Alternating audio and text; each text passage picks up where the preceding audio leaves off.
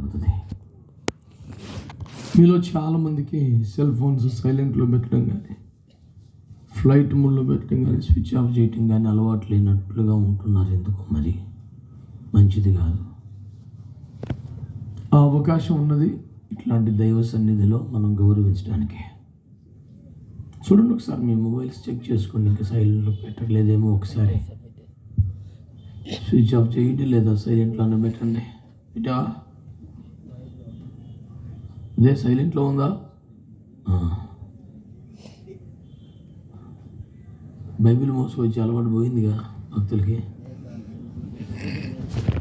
నువ్వు కాదు, పెద్ద పెద్ద ఐగర్లో చేస్తలేదు, చేసావులే డ్యూటీ. కానీ పెద్ద పెద్ద ఐగర్లే బైబిల్ లేకుండా అది ఏదో పట్టుకుని వస్తున్నారు. ఏంటది?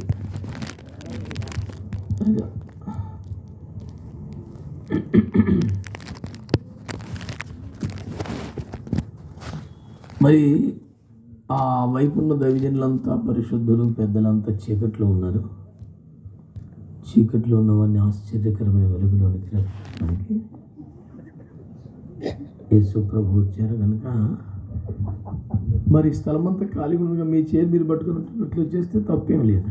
అయ్యా, ఏం తప్పలేదు, రండి, ఏం కాదు. మీ చైర్ మీరు తీసుకున్నట్లు కొంచెం జరగండి, తప్పేముంది? ఏమెంత ఆలోచించేదేముంది? అయ్యి బాబు, ఇది రియల్ ఎస్టేట్లో పెట్టుబడి పెట్టినట్టు డబ్బులు వస్తాయా పోతాయా అని.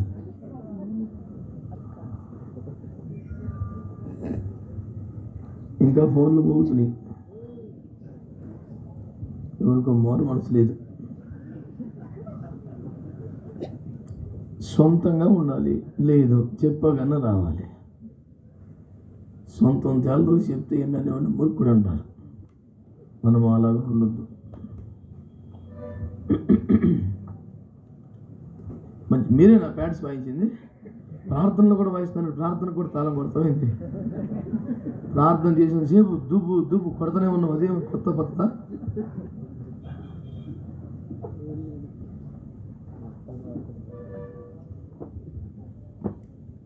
మంచిది. ప్రభువునందు ప్రియమైన దేవుని బిడ్డలారా, ఈనాటి వాక్య ధ్యానము కొరకై పరిశుద్ధ గ్రంథములు కలిగిన వారు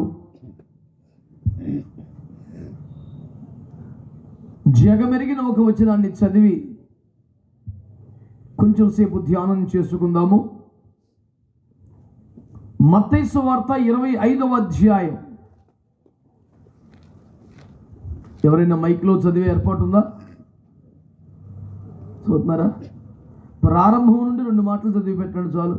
పరలోక రాజ్యము తమ దివిటీలు పట్టుకొని పెండ్లి కుమారుని ఎదుర్కొనుటకు బయలుదేరిన 10 మంది కన్యకలను పోలి ఉన్నది. వీరిలో 5 బుద్ధి లేని వారు, 5 బుద్ధి గలవారు.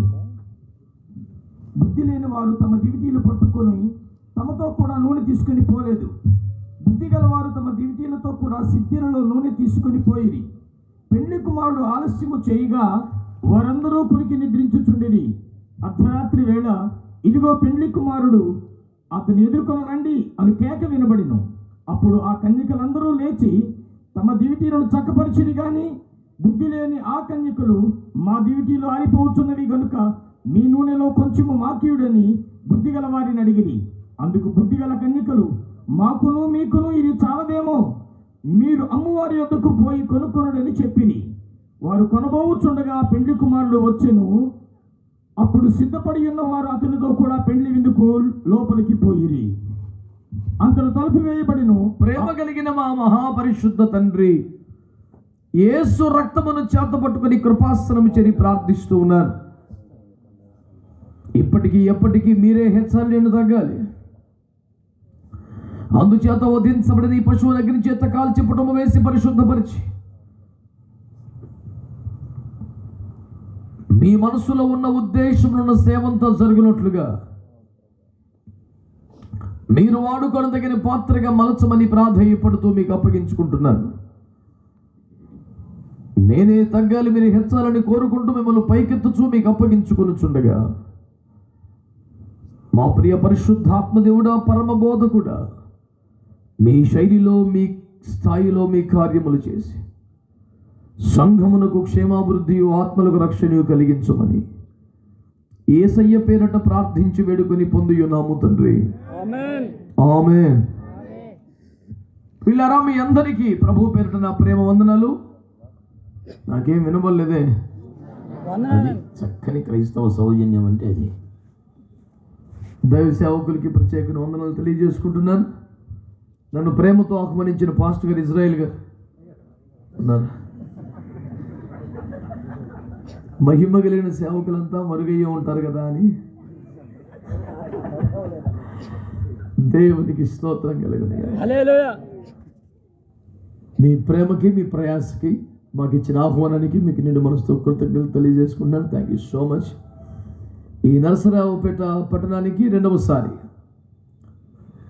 సార్లు కూడా పాస్టర్ ఇజ్రాయెల్ గారి ఆహ్వానం మేరకు రావడానికి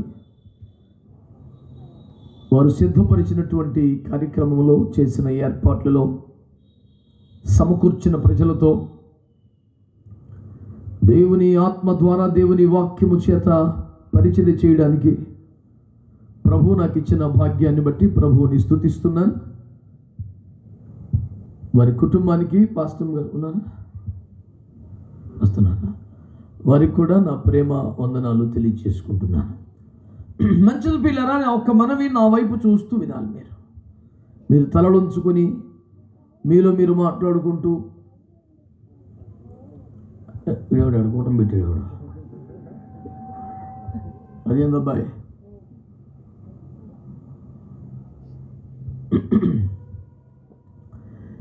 ప్రభునందు మిక్కిలి ప్రియమైన దేవుని ప్రజలారా,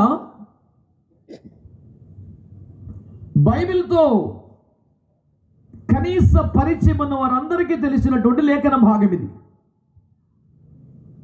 స్వయంగా ప్రభు యేసుక్రీస్తు వారు చెప్పినటువంటి విశ్వవిఖ్యాత సందేశంలో ఇది ఒకటి.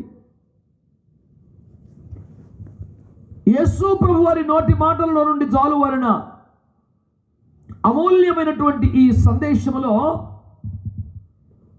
10 మంది కన్యకలను గురించినటువంటి విషయం రాయబడి ఉంది. ఈ 10 మంది కన్యకలలో 5 మంది బుద్ధి కలిగిన వారని, 5గురు బుద్ధి లేని వారని ప్రభువే పేరు పెట్టాడు. ఈ బుద్ధి కలిగిన వారేమిటి, బుద్ధి లేని వారేమిటి అనే వ్యత్యాసమును గురించి మనము చూస్తే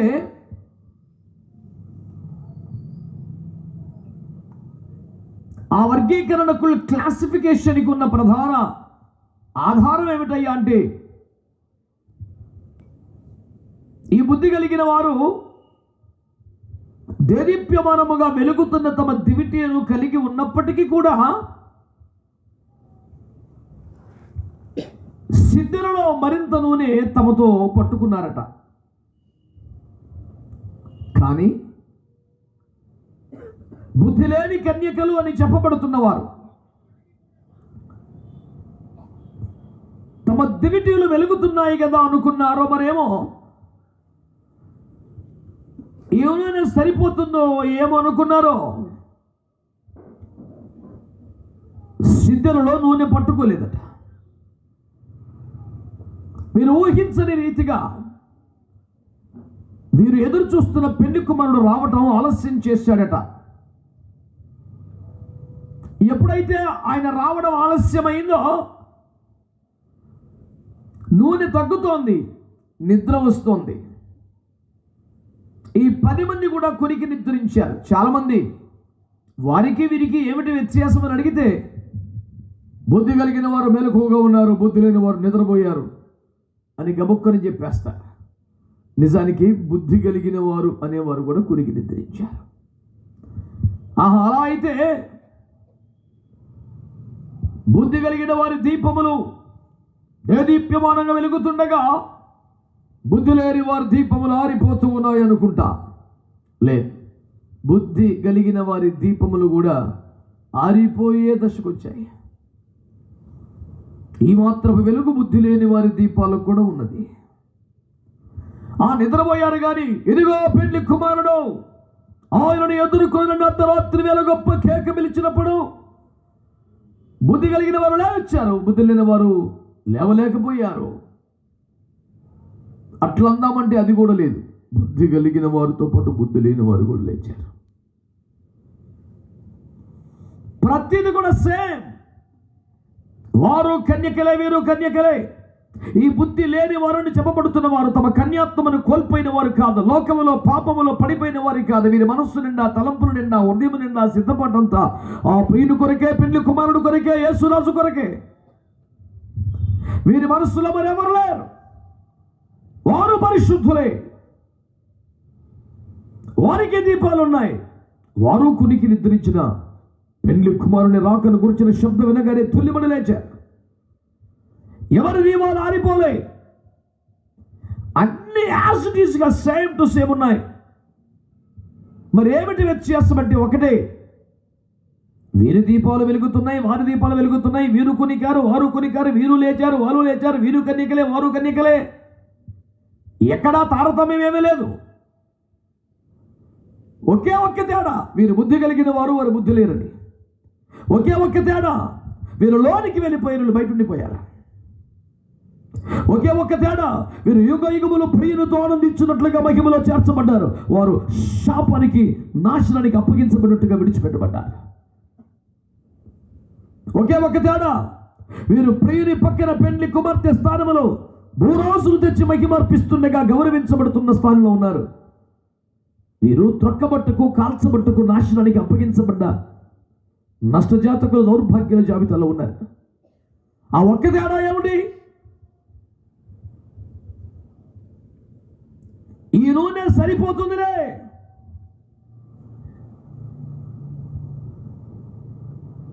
అనుకోవటమే వాళ్ళ జీవితానికి శాపం అయిపోయింది. ఇంకెక్కడ వాళ్ళు తప్పు చేయలేదు. మాటల్లో, చూపుల్లో, తలంపుల్లో, ఆలోచనలో యేసు తప్ప మరొక లోకం లేదు వాళ్ళకి. ప్రియుడే, ప్రియుడే, ప్రియుడే. అర్ధరాత్రి వెలిదిగో పెళ్లి కుమారుడు అనే మాట వినపడగాడు తుల్లిబడి లేచారు.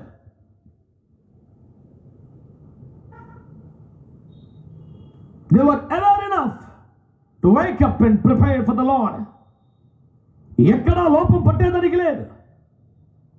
ఈ బుద్ధి కలిగిన వారు అని చెప్పబడుతున్నవారు ఏమో, ఒకవేళ ఆలస్యమైతే, మన వద్ద ఉన్న నూనె అయిపోతే ఎందుకన్నా మంచిదిలేండి అని ఆ దివిటి నిండా నూనె ఉన్నా, దివిటి దేదీప్యమానంగా వెలుగుతూనే ఉన్నా, ఎందుకైనా మంచిదని ఎక్స్ట్రాగా వేరొక స్థితిలో నూనె పట్టుకున్నారు. ఈ బుద్ధి లేనివారు అని చెప్పబడేవారు సరిపోతుందిలే, ప్రతి దానికి ఎందుకు టెన్షన్, చాలే, దేదీప్యమానంగా వెలుగుతున్న ఈ దివ్య క్రీస్తుని ఎదుర్కొనేదాకా సరిపోతుందిలే అనుకున్నారు. ఆ ధీమా కొంప వచ్చింది. అయ్యగారులకి, అమ్మగారికి, చిన్నోళ్ళకి, పెద్దోళ్ళకి, అందరికీ నా చేతులు జోడించేస్తున్న మనం ఇదొక్కటే. నీ ధీమా నీ కొంప ముంచే ప్రమాదం ఉంది. ఎవడైతే చాలు అనుకుంటున్నాడో, ఎవడైతే సరిపోతుంది అనుకుంటున్నాడో, ఎవడైతే ఈ మాత్రం ఇంకెవరికి లేదు, మేము ఇంకా బెటర్ అనుకుంటున్నారో, ఇది సరిపోతుంది అనుకుంటున్నారో, పర్వాలేదు అనుకుంటున్నారో, వారు భయంకరమైన ప్రమాదాన్ని ఎదుర్కొనబోతున్నారు.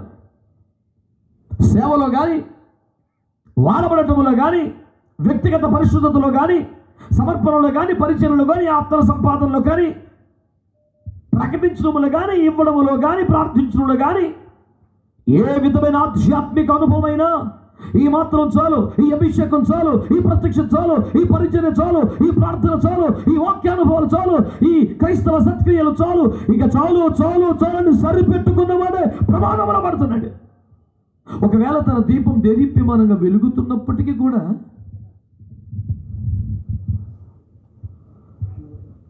ఎందుకన్నా మంచిది, ఇంకొంచెం నూనె పట్టుకుంటే తప్పే ఉంది. ఎక్స్ట్రా ఉంటే లాస్ ఏముంది, మంచిదే కదా ఉన్నది. నీ వద్ద అదనపు తైలం ఉన్నది కనుక నువ్వు లోనికి రావడానికి వీల్లేదని ఆయన అన్నాడు కదా. ఉన్నది తప్పే ఉంది.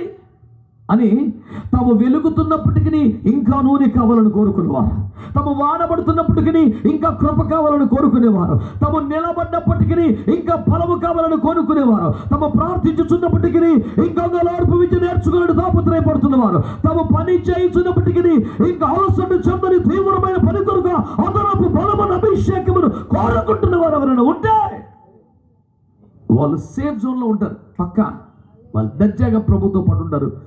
పెళ్లి కుమార్తెగా ఏసై పక్కన నిలబడతారు. చాలేవా టూ మచ్ ఎంతగా ఈ మాత్రం ఎవరు చేస్తున్నాడు? అసలు మా ఏరియాలో ఎంత మాత్రం భక్తి కూడా ఉండదు. అసలు ఉపదేశం అంటే అభిషేకం ఉంటే మా చర్చి దేవుడికి అంత మ్యాటర్ లేదు. ఈ బ్యాచ్ మొత్తం ఉండిపోతారు. ఇందులో ఏమనుమానం అక్కర్లా. ఆ విడవబడిపోయిన బుద్ధిహీనులు అంటున్నారే, అంత పెద్ద పదం వాడేశారే. సండే స్కూల్ పిల్లలకు కూడా వాళ్ళ మీద ఒక చీప్ ఐడియానే ఉంటుంది. బుద్ధిహీనులు, విడవబడ్డవారు, వెలుపటివారు, ఎన్నెన్నో మాటలు వస్తాయి. ఎవరు వాళ్ళు తెలుసా? తమ కన్యాత్వమును కోల్పోని పరిశుద్ధుల వాళ్ళ, ఆ శాంతం దేవుని కొరకే బతికిన పరిశుద్ధుల వారు. వెతికి పట్టుకుంటే యేసు ప్రభు వారు కూడా ఫలాని లోపం వారిలో ఉందని చెప్పలేదు సుమా. వారు కన్యలను దేవుని వాక్యం మాట్లాడుతోంది. ఒక్క మాట వినబడగానే తుల్లిపడి లేచి ప్రియుల కొరకు ఎదుర్కోవడానికి పరిగెత్తుకొచ్చిన రాకడ నిరీక్షణ కలిగిన కన్యకలు వాళ్ళ. ఎక్కడ చెబుతావు లోపం వారి మీద? వాళ్ళ క్యారెక్టర్లో పొరపాటు ఉందా? వాళ్ళ వ్యక్తిగత పరిశుద్ధతలో ఏమైనా తేడా ఉందా? ప్రియుని కొరకు ఎదురు చూచడంలో ఎక్కడైనా వైఫల్యం ఉందా? లేదే.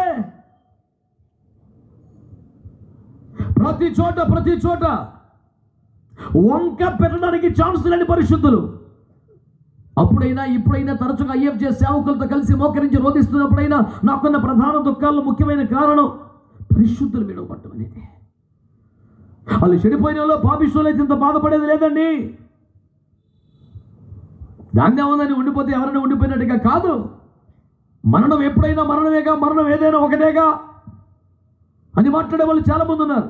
గర్భములో పిండ దశలు ఉండే కానీ చనిపోతే కూడా బాధ వస్తుంది, కానీ పుట్టిన తర్వాత చనిపోతే కొంచెం ఎక్కువ బాధ ఉంటుంది. బుడిబడి నడకల తడబడుతున్న అడుగులతో చచ్చిపోతే ఇంకా ఏడుపు వస్తుంది. స్కూల్కి పోయి చచ్చిపోతే ఇంకా బాధ వస్తుంది. కాలేజీలో చచ్చిపోతే ఇంకా బాధ వస్తుంది. సక్సెస్ఫుల్గా ఎడ్యుకేషన్ కంప్లీట్ చేసి జాబ్ కొట్టుకొని అపాయింట్మెంట్ లెటర్తో ఇంటికి వస్తున్నప్పుడు చచ్చిపోతే ఇంకా బాధ ఉంటుంది. ఏదైనా చావే కదా అనలేవు. ఎదుగుతున్న వారు మరణిస్తున్నప్పుడు దుఃఖం ఎక్కువ ఉంటుంది. ఆత్మలు కూడా అంతేగా. నశించిపోతున్న ఆత్మలు మరణిస్తున్నప్పుడు బాధ అనిపిస్తుంది. రక్షణ పొంది తప్పిపోతే ఇంకా బాధ అనిపిస్తుంది. ఆత్మను పొందిన తర్వాత పడిపోతే ఇంకా బాధ అనిపిస్తుంది. అభిషేకమును పొంది ఇతరులకు దీవెనగా మాట్లాడుతున్న స్థాయిలో పడిపోతే బాధ అనిపిస్తుంది. ఈ పడిపోవడం ఎప్పుడైనా ఒకటే కాదు, స్థాయిలో తేడా ఉండదు. ఉదాహరణ చెప్తానంటే, నడుస్తా పడిపోతే తగ్గి దెబ్బ వేరు, సైకిల్ మించి పడితే పడి దెబ్బ వేరు, బండి మించి పడితే దెబ్బ వేరు, విమానం నుంచి పడితే అసలు మాట్లాడలేదు. ఏదైనా పడిపోవటమే కదా. You cannot take it in the same way everything. Yes, definitely there is a difference between all failures. All are not same. అంతా ఒకటే ఎంత కలిపేస్తావు? అందుకే దావీదు అయ్యో బలార్జులు కూలిపోయాడు. ఎవడో ఒకడు పోతే పర్లేదు, ఉన్న గట్టడు పోతే అట్ట. ఆత్మను పొందినవాడే, అభిషేకము కలిగిన వాడే, యుద్ధములు చేయగలిగిన వాడే. సౌలు ఏలుచున్నాడు అని మాట వినబడితే గజ వణుకు పుట్టించగలిగిన వాడే. ఒక పశువును తెచ్చి తున్నకలిగి నరికి 4 దిక్కులకి విసిరి యెహోవా అభిషేకించిన సౌలుకు వ్యతిరేకంగా లేచివాడు ఎవడైనా ఇట్లు తునకలుగా చేయబడతాడని గర్జించిన వాడే. ఈనాడు తన కత్తిపై తాను పడితే దుఃఖము కాదా? అభిషేకించబడని వాడిది అయినట్టు అభిషేకించబడిన సౌలు డాలు పడవేయబడితే వేదన కాదా? పక్షి రాజంతో వడగలిగిన వాడు శవ లేకుండా కదలిక లేకుండా జీవచ్ఛవంగా పడి ఉంటే బాధ కాదా?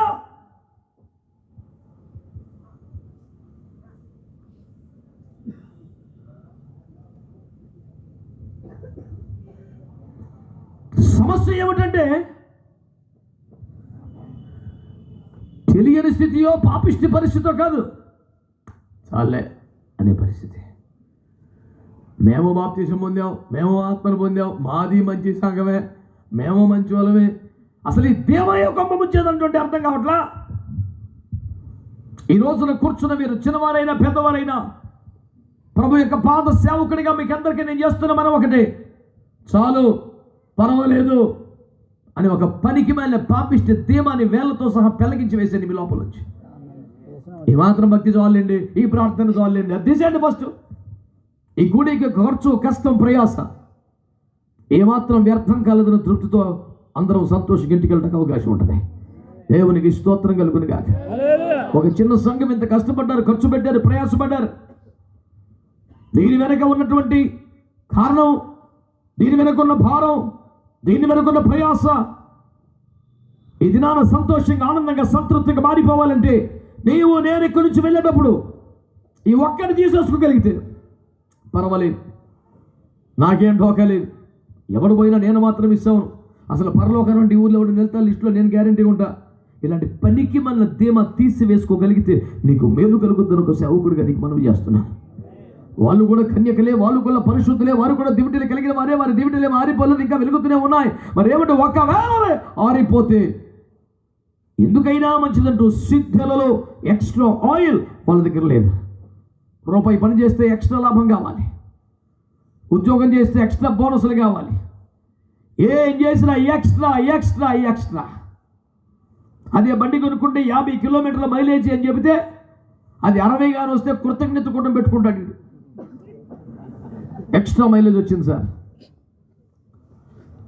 బ్యాంకులో తునమో పరమో బారైతే 3000 వచ్చింది అనుకుంటే 3200 కానీ అకౌంట్లో కడితే ఆ 200 కోసం కూటం పెట్టుకుంటాడు. దేవా ఎక్స్ట్రా ఇచ్చేవు నాయన. 10 రూపాయలు పట్టుకెళ్తే కేజీ వంకాయలు కొంటాడు, కేజీన్నర ఇస్తే ఆనంద గీతాలు పాడుకుంటూ ఇంటికి వస్తాడు ఒక్కొక్కడు. ప్రతి దాంట్లో ఎక్స్ట్రా సంతోషం కలిగిస్తుంది. కానీ నీ ప్రార్థన ఎందుకు ఎక్స్ట్రా కాకూడదు? వాక్యం చదువుకుంటే నా దగ్గర సేవకులకు తర్ఫీదుగా చాలామంది యవనస్తులు ఉంటుంటారు. వారికి ఒక రూల్ పెట్టాం, రోజు కనీసం 10 అధ్యాయాలైనా బైబిల్ చదవాలని. ఆయన ఊరక తినడం కోసం కాదు, కనీసం 10 అధ్యాయాలు చదవాలి, కొన్ని గంటలు ప్రార్థన చేయాలి, లేకపోతే అవసరం లేదు వెళ్ళిపోవాలి. వాడికి ఆ వాక్యం చదివి ఆ ప్రార్థన చేయకపోతే వాడు టిఫిన్ కూడా పెట్టే పని లేదు. ఈ తిండి కాదు ముఖ్యమో, ముందు ప్రార్థన చేసుకురా.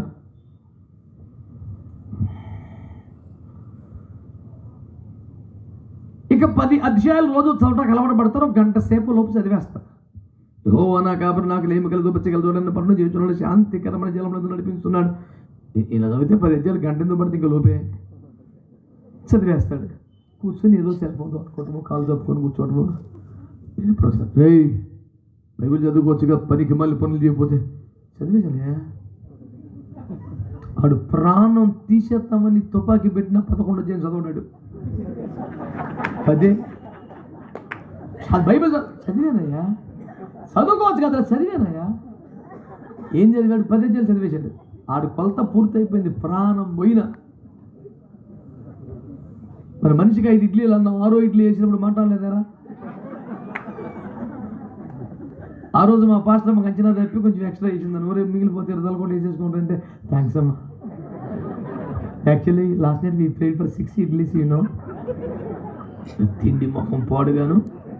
మరి బైబిల్కి ఏంది ఒక అధ్యాయం చదివేశానయ్యా. కొన్ని 10 అయిపోతే ఇంకోటి చదవకూడదా? రేపు చదువుతాం ఇంకో 10. ప్రతి దానికి ఎక్స్ట్రా. పూటకి 20 కంచాలు లేవాల్సిన సంసారం కనుక అడ్డగోలుగా వండుకొని వేసుకుంటే అంత కొలత ప్రకారం.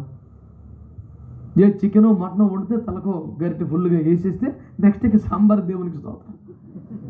ఎట్లాంటి పరిస్థితుల్లో కూర ఏమన్నా ఇంక మిగిలింది అనుకో, అరే కొంచెం కూర వేసుకోండి, ప్రైజ్ ది లార్డ్, హల్లెలూయా. నీవు చేసిన ఉపకారములకు నేనేమి. అసలు స్తుతి గీతాలు ఆపకుండా వస్తాయి కొడికి. నేను అన్నాను, మరి ఖాళీకి ఇంకో గంట ప్రార్థన చేసేసానా? ఆ అంశాలు మొత్తం చేసేసాను. వీళ్ళందరూ పాపులా? విడవబడ్డ బుద్ధిహీనులు కన్యకలే, పరిశుద్ధులే, లోకమును పాపమును తమకు అంటించుకోకుండా జాగ్రత్తగా ప్రత్యేకంగా బతికిన వాళ్ళే. సమస్య ఏంటంటే వాళ్ళు చెడ్డవాళ్ళు కాదు కానీ విడవబడుతున్నారు. ఎంత వేదన ఇది! దేవుని బిడ్డలే విడిచిపెట్టబడుతున్నారు. కడవరకు పరిశుద్ధతను కాపాడుకొని రాజీ పడకుండా దేవుని కొరకు శరీరమును కట్టగా మార్చుకొని బతికిన వాళ్ళు విడవబోతుంటే ఎంత కష్టం అనిపిస్తుంది. అయ్యయ్యో, ఒక మెరిట్ స్టూడెంట్ నెంబర్ రిజల్ట్స్లో కనపడిపోతే టీచర్కి బాధ అనిపిస్తుంది. ముద్దు మహోడు పోతే నాకు ముందే తెలుసు సైతాన్ కరెక్ట్గా తగలబడతాడు. ఇది గ్యారంటీగా ఫస్ట్ క్లాస్ వస్తాం అనుకున్నాడు పోతే టీచర్ కూడా బాధ అనిపిస్తుంది. అరే మంచి స్టూడెంట్ అన్నాడు. అయ్యయ్యో, ఇదే బాధలో ప్రభు ఉన్నాడు. ఆయన అడుగుతున్న ప్రశ్న ఏంటి తెలుసా? 10 మంది శుద్ధులేని కారా, ఆ 9 ఎక్కడా? ఆ 9 శుద్ధులండి, వాళ్ళు పాపులు కాదు, వాళ్ళు ఇప్పుడు అపవిత్రులు కాదు, పరిశుద్ధమైపోయారు. పరిశుద్ధులే కానీ ప్రభు దగ్గర రావట్లా. మీరు మరీ టూ మచ్గా మాట్లాడకండి, పద్యానికి వ్యాఖ్యానం చేస్తారు. అది చాలా కాలం అడవిలో ఉన్నాడు, వెలివేశారు కాబట్టి స్వస్థపడ్డాడు, ఇంటికి వెళ్ళాడు, భార్య బిడ్డలు చూద్దాం, తప్పేముంది? ఈ పాట అవగాహన నేర్చుకోబోకు లేక అడిగాడు నాయన. ఈ థియాలజీ మండిపోను, తనకి మళ్ళీ పాయింట్లు వస్తాయి ఒక్కడికి. When Jesus question, yes it's a matter to look in to that. యేసయ్యే ప్రశ్నించాడంటే మనం దృష్టి పెట్టాల్సిందే. ఇక పనికి మళ్ళీ తెలివిలు అడ్డగోలు లాజికల్ ఏం అవసరం లేదు. ఇక when Jesus said yes, it is yes, he said no, it's no, అంతే. ఆయన అవునంటే కాదు, అవును కాదంటే కాదు, మళ్ళీ మాట్లాడతాకేమీ లేదు అక్కడ. మనకి ఏదో వ్యాఖ్యానం చేయటం ఒక సరదా అయిపోయింది ప్రతివాడికి. ఈ పర్వాలేదని ఇదొక దరిద్రం ఎక్కువైపోయింది ఈ మధ్య. యాక్చువల్గా చేయకూడదు కానీ పర్వాలేదు, యాక్చువల్గా తినకూడదు కానీ పర్వాలేదు, యాక్చువల్గా ధరించకూడదు కానీ పర్వాలేదు, యాక్చువల్గా వెళ్ళకూడదు కానీ పర్వాలేదు. రేయ్ ఏంద్రా ఈ పర్వాలేదు? శ్రీకాకుళంలో ఒక దైవజనుడు వచ్చి చెప్పారు, అయ్యా సాతానుడికి 2 కూతురు ఉన్నారట. ఎంతమంది? 2 కూతుర్లు ఉన్నారంట. పెద్ద కూతురు పేరు పర్వాలేదు, 2వ కూతురు పేరు రేపు చూద్దాం. 10 కొంపలు తగలబడ్డారు వాళ్ళిద్దరు. యాక్చువల్గా ఇలా చేయకూడదు కానీ పర్వాలేదు. నీ పూర్ణ హృదయంతో, పూర్ణాత్మతో, పూర్ణ మనసుతో నిజం యెహోవాను ప్రేమించాలని ఉండగా మీరు ఒక అబ్బాయిని అమ్మాయిని ప్రేమించవచ్చునా? యాక్చువల్గా మనం దేవుని బిడ్డలు అర్థం చేయకూడదు కానీ మరి రే शैतान का बेटा तू क्या बोल रहे बेटा? ఈ పర్వాలేదే పెద్ద కూతురు, ఆడి పెద్ద కూతురు. యెజబెలును స్థిరం ఉండని చూస్తున్నావు అని తుయదైన కాపరికి ప్రభువు చెప్పినట్లుగా ఈనాటి తరానికి పర్వాలేదు రేపు చూద్దాం అనే సైతాను గాడి కూతురులు ఉండనిచ్చుచున్నారు అని నేను నేరం మోపుతున్నాను. క్రైస్తవం ఇది రోజున వినుటకు చెవులు గలవాడు వినును గాక. దేవునికి స్తోత్రం కలుగును గాక. ఆమేన్, హల్లెలూయా. పాపము చేయకుండానే పరిశుద్ధంగా ఉంటేనే భక్తిగా ఉంటేనే విడవబడితే ఇంకెందుకండి? ఎందుకు దాపురించింది దరిద్రం? ఎందుకు వచ్చి పడిపోయింది శాపం? అంటే పర్వాలేదులే, చాలే. మరి ఇది మరీ టూ మచ్ చేస్తాడు. ఇప్పుడు దీపం వెలుగుతుంది కదా, ఇప్పుడు ఏం గొప్పలు అంటుకుపోతున్నాయి. ఇట్స్ ఓకే, ఇట్స్ ఓకే అని ఎవడనాలరా? అని ఎవడన్నాడంట, ఏ పరీక్ష పెట్టకపోతే నేనే స్కూల్కి వస్తాను. ఈడు సూపర్ విద్యార్థి, ఈడు రాసి పేపర్ ఈడే దిద్దేసుకుంటేట 100కి 150 వేసుకుంటాడు. తప్పేముంది? ఆడేగా. ఈ పూట మీరు గమనించాల్సిన ఒక మంచి మాట, చాలు అని ప్రభు అనాలి. ఆమేన్. బహు అరుదుగా మనం చూస్తాం. సీనాయి కొండ మీద అన్న పానముల మాని దేవుని సముఖమందు ఆనందిస్తూ పరవశిస్తూ ఉన్నాడు దైవజనుడైన మోషే. ప్రభు అంటే అడిగి జాలయ్యా, కిందకి వెళ్ళి నీ జనం పాడైపోతారు. ఆయనకి రాబుద్దిగా అట్లే లేచి పోవాలనిపించట్లేదు, ఉండాలనిపిస్తుంది ప్రభు సన్నిధిలో. వెలవయ్యా నీ జనులు పాడైపోయారు. అవునా? ఆత్మతో నింపబడిన వాడు, అభిషేకించబడ్డు ఒక్కడు పడిపోతే వాడి స్థానం వాడికంటే యోగ్యునితో భర్తీ చేయబడేదాకా Samuel the prophet was crying like anything. ఒక్కడు పడిపోతే సంఘం నుంచి 10 మంది వెళ్ళిపోయినా సీము నిద్రలేదు. తెలిసిన క్రైస్తవులు పడిపోతున్నాను తెలిసిన నీకు ఆగిన నిద్రపడద్ది. ఏమిటండి క్రైస్తవ్యం? ఏమిటండి ఈ సేవ? అయ్యో ఏలి కోరి అభిషేకించుకున్నాడు దేవుడు వాడు పడిపోతే ఎలా, స్వచ్ఛత్వంలోకి వెళ్ళిపోతే ఎలా అని అతనంటే దర్శించడానికి వెళ్ళలేదు. కానీ చాలా భయంకరంగా ఏడుస్తున్నాడు సమయాల. ఒకరోజున దేవుడు వచ్చి, ఇంక చాలే, నువ్వు ఏడవలసిన పని లేదు, అతనికంటే యోగ్యుడైన ఒకరిని నేను ఏర్పాటు చేశాను, నువ్వు లేచి అతన్ని అభిషేకించండి. అప్పుడు లేచాడు. దేవునికి స్తోత్రం చెప్పండి. పెందల అక్కడ లేచి చాలా రాత్రి వరకు ప్రతిరోజు సంవత్సరాల కొద్ది దేవుడు తన ప్రజలతో మాట్లాడుతూ ఉన్నప్పటికీ ప్రజలు వీపునే చూపిస్తున్నాడు, ముఖము చూపించట్లేదు. అంతటి తిరుగుబాటు చేయించిన జనముల గురించి కూడా ప్రార్థన చేస్తూనే ఉంటే, రోధిస్తూనే ఉంటే, ఒక రోజు ఆ గదిలోకి దిగి వచ్చిన దేవుడు, ఇర్మియా ఈ యారోబకాల గురించి వదిలాయి అన్నాడు. ఏం దైవజనులు సార్ వాళ్ళు, బతికిదట్ట బతికేలా. నీ ప్రార్థన జీవితానికి నువ్వే సర్టిఫికెట్ ఇచ్చుకొని, నీ ప్రసంగ సామర్థ్యానికి నువ్వే మెప్పుకోలు పట్టించుకొని, ఇదాంటి సేవ మనం చేసేది. ఈ పరిసర ప్రాంతాల్లో మన సంఘం కన్నా, మన సేవ కన్నా, మన పరిచర్య కన్నా పోటీ వచ్చేది ఏం లేదు సార్. మందే. దేవునికి స్తోత్రం. నువ్వే రాసి నువ్వే మార్కులు వేసుకో. సూపర్ విద్యార్థి నువ్వు. ఈరోజు ప్రభు తన వాక్యం ద్వారా మనతో మాట్లాడుతుంది ఒకటే. షులమితి అంటది, హే యెరూషలేము కుమార్తెలారా, హే నామకార్థులారా, నేను నా ప్రియునితో సమయం గడపడానికి ప్రార్థన గదిలోకి వెళుతున్నాను. లేచుటకు ప్రేమకిష్టమగు వరకు. ప్రేమ అంటే దేవుడు. మొదటి యోహాను పత్రిక 4:8 ప్రకారం గాడ్ ఈజ్ లవ్. లేచుటకు ప్రేమకిష్టమగు వరకు అంటే ప్రభువే సంతృప్తిపడి, సరే నాన్న ఇక వెళ్ళు అనే వరకు నేను రాను, నన్ను కలతపరచొద్దు, మధ్యలో పిలవద్దండి, నాకు మాట ఇవ్వమని చుట్టుపక్కలతో ప్రమాణం చేయించుకొని ప్రార్థన గదిలోకి వెళ్తాం. మనమైతే ఒక అరగంట చేయమని ప్రార్థన చేసుకొచ్చేస్తాను. ఇంకా ప్రార్థన గదులు కూడా ఫోన్ పట్టుకెళ్ళే దుర్మార్గులు ఉన్నా. స్తోత్రం స్తోత్రం స్తోత్రం నెట్టింగ్ మేడం. అది కదా ఫోన్ పేలో గూగుల్ పేలో సందా వచ్చిన ఫోన్ అయితే దేవుడు ప్రభానికి స్తోత్రం ఓ లేదనుకో సైతాని పేంద్ర స్తోత్రం పెట్టా.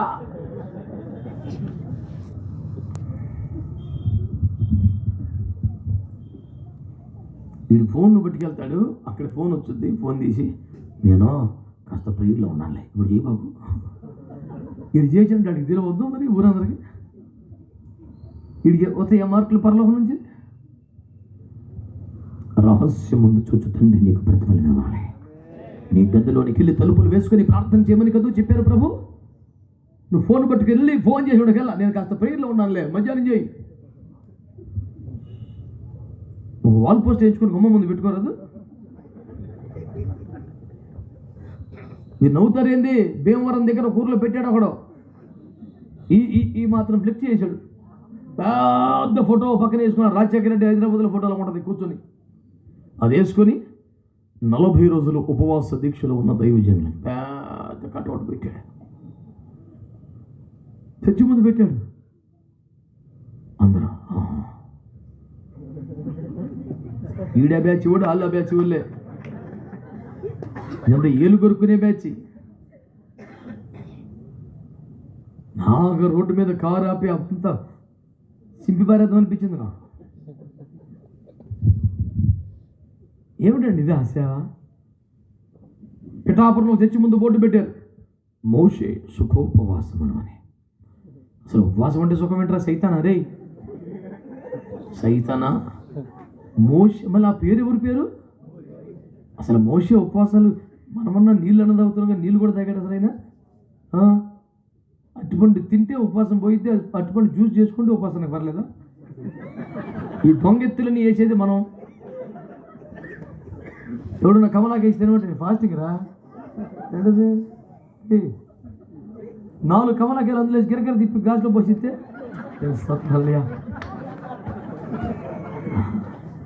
అట్టుపండు తింటే ఉపవాసం పోయినట్టు, తాగితే అందులోకి కాసిన పాలు కాసి పంచదార ఎన్ని కలిపిగా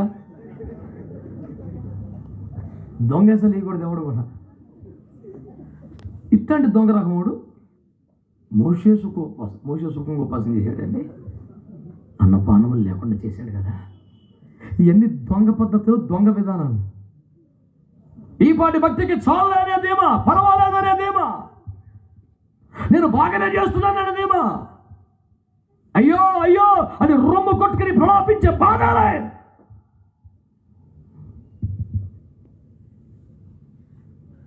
నా యజమాని అంచనాలకు చేరలేకపోతున్నానే, నా తండ్రి వద్ద సాక్ష్యం పొందుకోలేకపోతున్నానే, నాకు అప్పగించిన పని యావత్తు సంపూర్ణంగా చేసి ముగించి మహిమ పరచగల స్థానానికి రాలేకపోతున్నానే అనే వేదనేదే. పౌలు గారు ఏం బాధపడ్డాడు తెలుసా? అయ్యో సువార్తను ప్రకటించకపోతే నాకు, ఇప్పుడు సువార్త ప్రకటించమంటే, సువార్త ప్రకటించాలంటే శ్రమ, వీధుల్లో నడవాలంటే శ్రమ, కరపత్రికలు పంచాలంటే శ్రమ.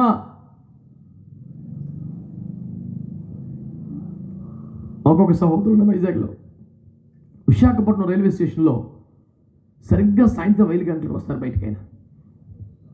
ఆయన డిఆర్ఎం ఆఫీసులో టాప్ ఆఫీసర్గా పనిచేస్తున్నారు. 2.5 లక్షల శాలరీ ఆయనకి. 2 డివిజన్లకు ఆయన అధికారిగా ఉంటారు. సరిగ్గా 5 గంటలకు డ్యూటీ వచ్చేస్తారు బయటికి. వచ్చి రైల్వే స్టేషన్ అవుట్ గేట్లో నిలబడతారు. నిలబడి కరపత్రికలు వచ్చుతూ ఉంటాడు. టాప్ ఆఫీసర్ అండి ఆయన. ఒక పెట్టుకున్నాడికి వెళ్తా, రోజుకు మినిమం 300 పంచాలండి. ఇంటికాడే పిల్లగాలతో 300 కరపత్రులు కట్టలు కట్టి పెట్టి రోజు డ్యూటీకి వచ్చిన 3 తెచ్చుకుంటాడు కట్ట. సరిగ్గా 5 గంటలకు గమ్మందుకు నిలబడి చిరునవ్వుతా, సార్, సిస్టర్, బ్రదర్, తిండికి లేక అడుక్కునే వాళ్ళలాగా చేదరించుకుంటారు చాలామంది. నేను చూస్తే నాకు దుఃఖం వచ్చేస్తాయి బాబాయ్. అందరు అయ్యా ఒకసారి చదవండి, అయ్యా పడేయకండి, కొంచెం చదవండి. అబ్బా, నేను ఒకసారి ఇంటికి వెళ్ళి చెవని అడుగుతుంటే, అన్నా మీలాగా నేను సువార్త చెప్పలేను కన్నా, కనీసం నా వంతు కొన్ని కరపత్రికలు పంచుతానన్నా. నాకు ఏడుపు వచ్చేసింది. లేచి నిలబడి, అయ్యా మీ సేవ చాలా అమూల్యమైంది. సిద్ధపరిచిన వేదిక మీద మాట్లాడడం కంటే చేదరించుకుంటూ మనుషులకు వాక్యాన్ని ప్రకటించడం చాలా గొప్ప సేవ నాయన. ఆ మాట అంటుండగానే మోకాల మీదకి వచ్చేసాడు. మోమో లేదన్నా, నాకు ప్రార్థన చేయన్నా. ఎంత దైవభక్తులండి, ఎంత దైవభక్తులు. డిఎల్ మూడీ అని ఒక మహా గొప్ప సువార్తికునికి ఎంత గొప్ప పేరుండేదటండి. సమయం సందర్భంలో ఒకటే ఇప్పుడు పడితే ఇప్పుడు సువార్త చెప్పేవాడండి.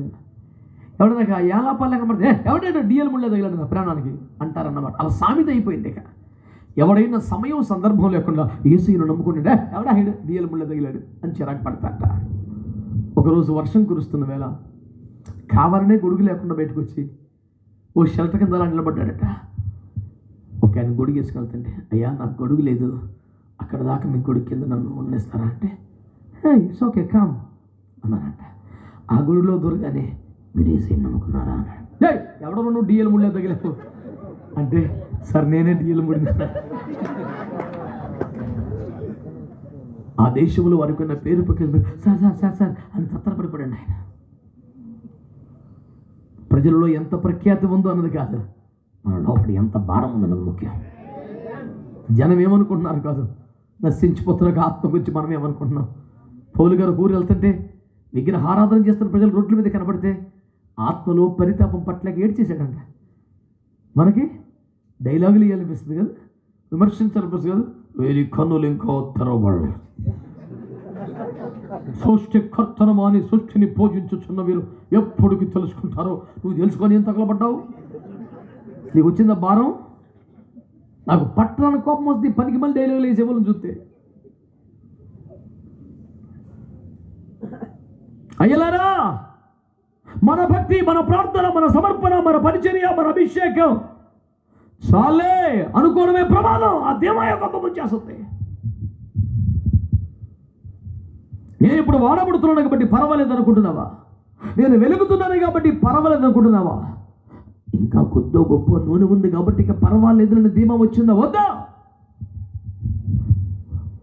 ప్రార్థించుతూ ఉండగానే ఇంకా ప్రార్థనాత్మను కోరుకోవాలి. సేవ చేస్తూ ఉండగానే ఇంకా అభిషేకాన్ని కోరుకోవాలి. దివిటి వెలుగుతుండగానే అదనపు తైలము సిద్ధంలోకి రావాలి. Extra extra extra. ఈ తపన, ఈ ఆకలి, తాపత్రయం లేకపోతే నువ్వు డేంజర్లో ఉన్నట్టే లెక్క. పాపం చేయకపోయినా డేంజర్ నేను చెప్తున్నాను.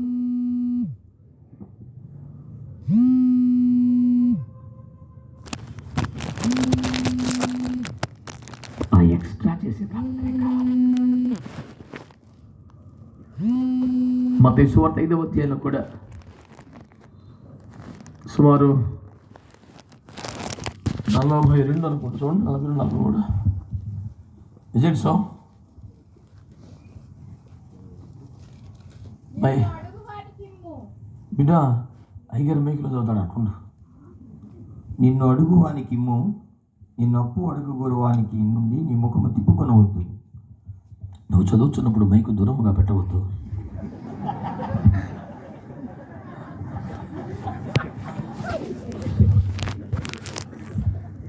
తప్పు చెప్పాడు, కరెక్ట్ కాదని ఫీలింగ్ అయింది. పర్లేదులే, చదువు మంచోడివి. నిన్ను అడుగువానికి ఇమ్ము, అది నిన్ను అప్పు అడుగు గౌరవాన్ని నుండి నీ ముఖము తిప్పుకొనవద్దు. పౌరమాని స్వరము మధురము చదవము. నీ పొరుగు వారిని ప్రేమించి నీ శత్రువును ద్వేషించుమని చెప్పబడిన మాట మీరు విన్నారు కదా. విన్నామండి.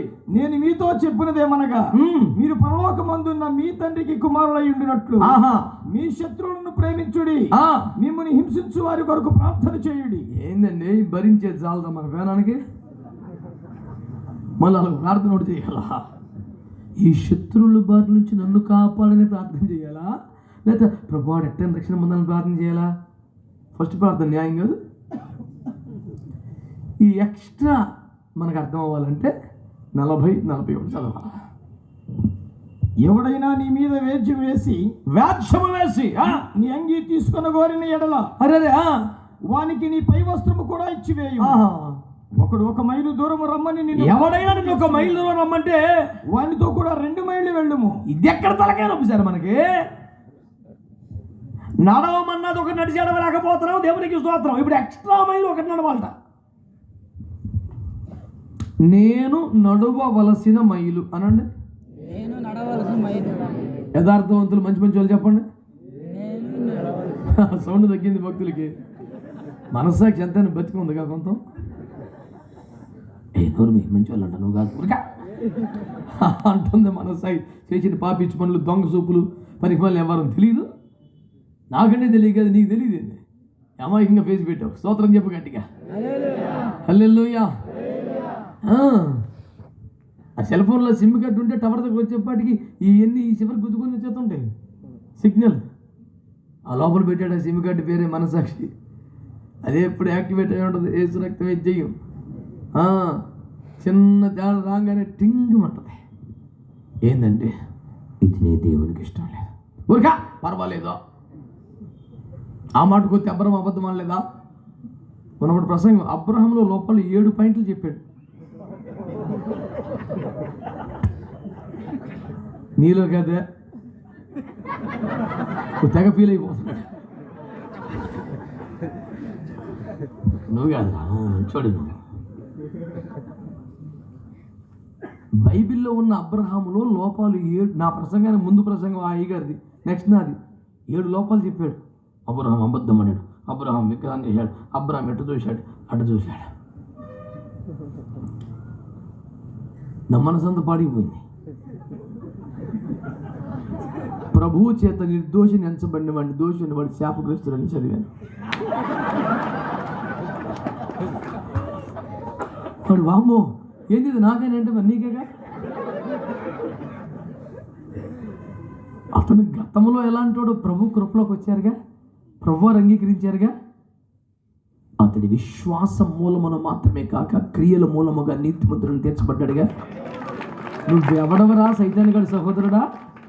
రేయింబోలు నేరల ముక్త బయలుదేరావు నర్మజాయ్ అరే. మనకు ద్రోహం చేసిన వాడి నేరాన్ని కప్పే అంత ప్రేమ మనకు ఉండాలి.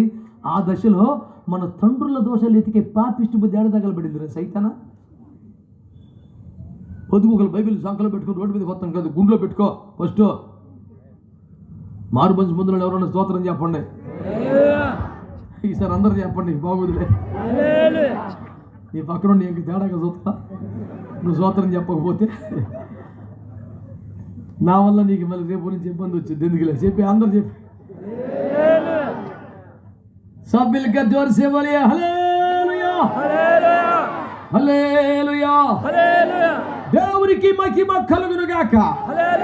ప్రభునందు మిక్కిలి ప్రేమైన దేవుని ప్రజలారా, ఆయన అంటాడు, ఎవడైనా ఎన్ను మైలు దూరం నమ్మంటే, అంటే ఎవడైనా నడవమంటే నడవాల్సి వస్తే ఏసుబాబు నడవమంటే ఏది మీ సైలెన్స్? ఆన్సర్ కావాలి. అంటే ఎవడైనా మైలు నడవమంటే అదే ఏసై నడవమంటే మరి నిశ్చయముగా నడవలేను కదా. సరదాగా ఏహెచ్కేల్ గారి ఇంటికి వెళ్దాం. ఆయన అజయ్గా కుర్చీలో కూర్చొని కాలు నీవో తోడయ్యో అని పాడు వేసుకొచ్చి రా యా తీసుకెళ్ళాడు. పరలోకం తెరవబడింది. అక్కడ ఒక దేవాలయం కనపడింది. దాని గడప కింద నుంచి ఒక చిన్న నది బయలుదేరింది. ఏంటయ్యా చూడు, ఆ నది బయలుదేరి మహాప్రవాహం అయిపోయింది. సముద్రంలో పడితే సముద్రం నీళ్ళు మంచిగా అయిపోయినాయి.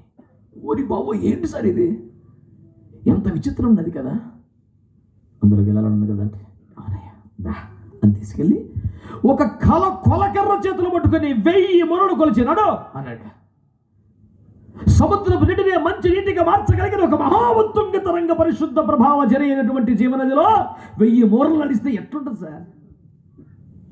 ఎంత మజా అనిపిస్తుంది. 1000 మూరలు నడిచిన తర్వాత ఎంత వచ్చి చూడండి, చూస్తే ఇంకా శీలమండలం ఉన్నాయి. 1000 నేనే చెప్పానుగా, మళ్ళీ 1000 అంటావు. 1000 మూరలు నడిచిన తర్వాత ఎంతలో వచ్చావు నానా? ఇంకా చీలమండలమే, ఇంకొంచెం నడవాలి కదా, నడుస్తానయ్యా. ఇంకొక 1000 మూరలు కొలిచి నడిచాడా. చూడన్నాడు, మోకాలుగా వచ్చినాయా. మరొక 1000 నడిచాడా, మరొక 1000 నడిచాడు. ఈత కొడుతున్నాడు, కొంచెం కష్టపడతాడు, ఇంకొంచెం అతనికి వెళ్ళాడు. ఇక తర్వాత ఈత కొట్టలేకపోతున్నాడు. ప్రవాహం అధికమైపోయి కొట్టుకెళ్ళిపోతున్నాడు. ప్రభా అంతలో యేసు 2 అంగుళాలు అతని వద్ద కొద్ది చేయి పట్టుకుని ఒడ్డుకు తెచ్చాను అని లేదు, వదిలేసి వచ్చాడు యేసు ప్రభు. ఇప్పుడు కొట్టండి చప్పట్లో. నీకు మంచిగా అనిపించిందా? ఇది న్యాయమా?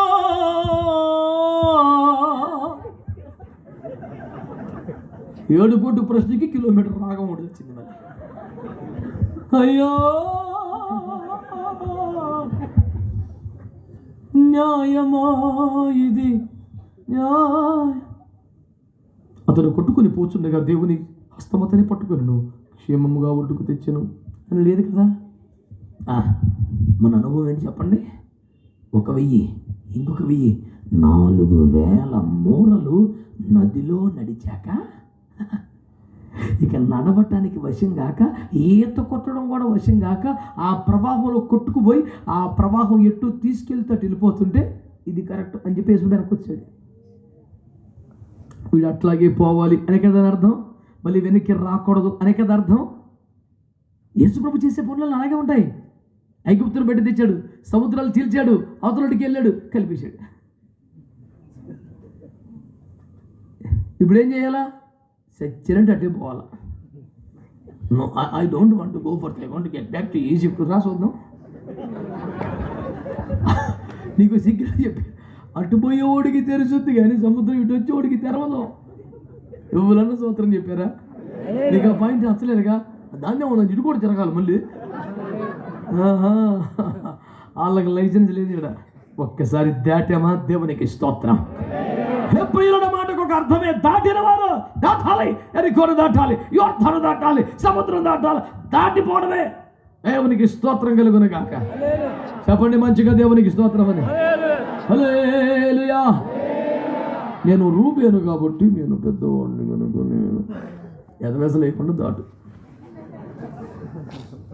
అంటే యాక్చువల్గా మీ అందరిలో కూడా ఇస్సాకు బలమైన కార్తవం దాటు. నేను చిన్నాను కదా బిన్యం. ఇప్పుడు మీకు ఏమర్థమైంది? ఒకడు నేను తల్లి సంఘం అంటాడు, ఒకటి నేను పిల్ల సంఘం అంటాడు, అసలు ఒకటి పెద్ద సంఘం అంటాడు. మానేసి మర్యాదగా దాటండి. స్తోత్రం చెప్పండి. ఎవడికైనా దాటాలరా బాబు. నీకు అర్థమే చెత్తలేదు బైబిల్. దేవునికి స్తోత్రం చెప్పరా గట్టిగా. నిజానికి నీ సంఘంలో రకరకాలుగా పుట్టినవు, కానీ అసలు ఈ పట్టణంలో మొదటి సంఘం మంది అయితే దాటవా? నేనే పెద్ద అండి ఇక్కడ పెట్టిండు ఆనంద్ తిను. కోడిగుడ్డు పట్టుకొని ఒకడు మూతొద్దు మీరు చూస్తాం. నేను అడిగా ఏందిరా అంటే ఏమన్నా అపవిత్రత ఉందేమని చూస్తాను. ఇటీవల నాకు ఇచ్చాడు, ఆమ్లెట్ వేసుకొని తినేసి వెళ్ళిపోయాను. ఆ నిద్రమోహన్ చేతులు ఎప్పుడు కూడా ఆకలి తీరదాం. నువ్వు గుడ్డును పట్టుకొని గిరగిర తిప్పి చూస్తే ఎప్పుడు ఆకలి తీరుతున్నా నీకు? పారేసే పెంకిని అంతసేపు చూస్తున్నా పిచ్చి మొహమాట. బుర్రలకి టాకుమని ఆమ్లెట్ వేసాను, తినేసాను, వెళ్ళిపోయాను. ఉపాయం లేనివాడు ఊళ్ళో ఉపాసం ఉన్నాడంట ఆడే. స్తోత్రం పిచ్చి మొహాలు స్తోత్రం చెప్పరేమండి.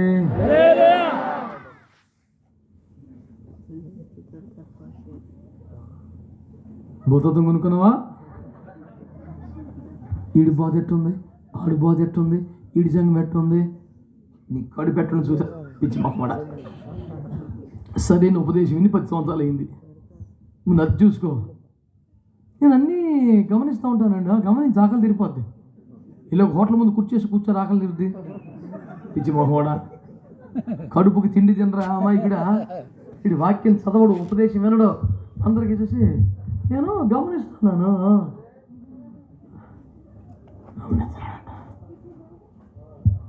చాలునయ్యా, అది క్రైస్తవ జీవితం అంటే. ఎట్టబడతాడు చూస్తున్నారు చూడు మీరు, దుర్మార్గ క్రైస్తవులు మీరు. ఆ బిడ్డ మంచిది, ఏకీభవించే కదా చూద్దాం ఎట్టబడతాడు మొదలెట్టాడు. కానీ పైగా కూడా లాగా చూశారు. నీ కృప నాకు,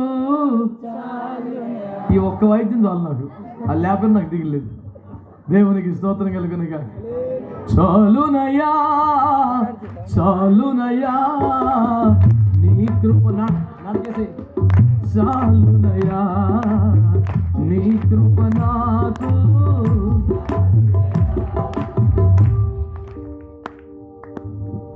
ఇంకోటి అంటాను ఇప్పుడు, నచ్చితే అనండి, అది మానేయండి. చాలదయ్యా చాలదయ్యా ఈ స్థితి నాకు, చాలదయ్యా ఈ స్థితి. నదిలో నేను నడవాలయ్యా, ఈతలు మునిగి తేలాలయ్యా. పడు